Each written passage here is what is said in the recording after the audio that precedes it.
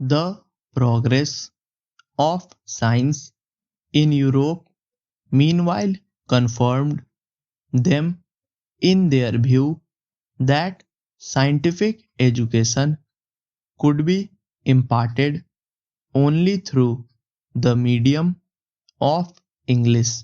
Consequently, partly for the sake of administrative convenience and partly to propagate their own language and culture, they stick to their own system of education which they introduced in this country.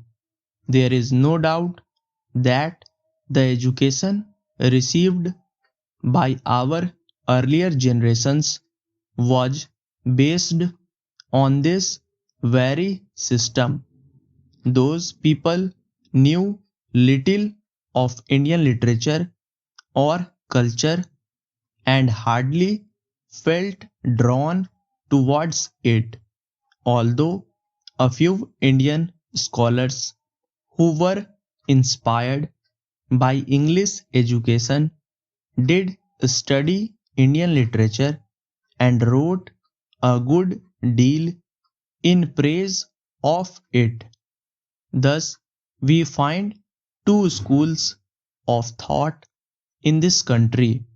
The followers of one school believe that our own language alone can be the medium of education, and until that is done, education is bound to remain confined to a small section of society and will never spread among the masses.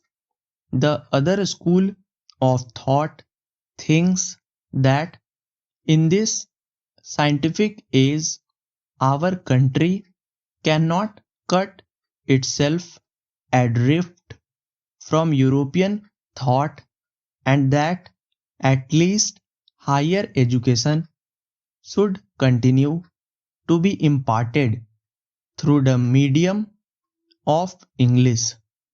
If that is not done, they argue, we shall fail to pull our weight and lag behind other nations in the race for material progress.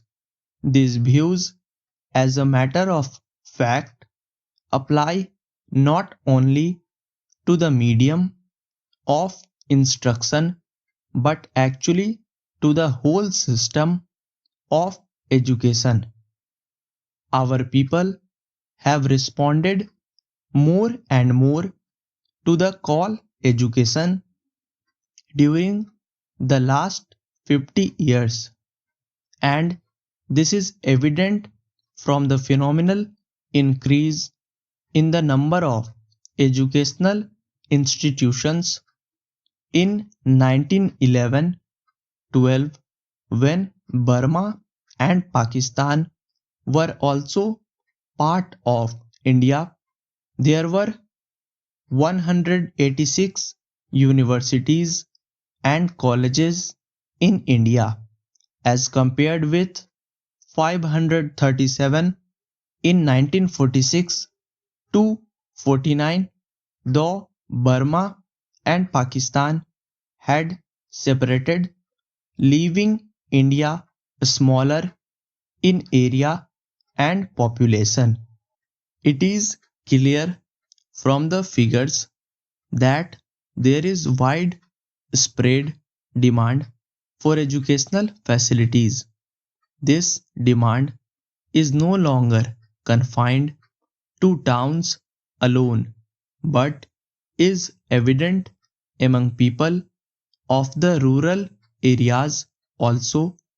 One result of this spread of education has been that many educated people find themselves unemployed. Government jobs and service in private undertakings offer limited openings for the educated. Only a small fraction of successful scholars can be absorbed in them. A large majority of the educated are averse to taking up their parental occupations. As a result of their education, they have lost the capacity to take up those occupations, and they are not equipped to follow any other either. Para. Subscribe the channel for regular shorthand and stenography videos.